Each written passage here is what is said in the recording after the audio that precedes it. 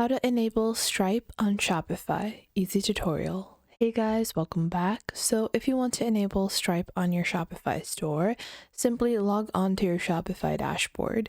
Once you log onto your dashboard, click on settings on the bottom left, and then you're going to click on payments on the left panel. Once you do that, you're going to click on choose a provider over here, and then over here, just search for Stripe.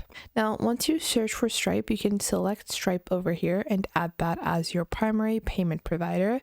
However, if you have some issues with setting up Stripe, or if Stripe is showing up as not available at your current location, you do have some alternates. So you guys can see I can just go on ahead and proceed and log on to my Stripe account. However, if it's not showing up or connecting for you, for that you can change your location on Shopify. Now to do that, simply open up your dashboard, click on settings on the bottom left, then scroll down in your left panel over here, and then you're going to go into the locations section.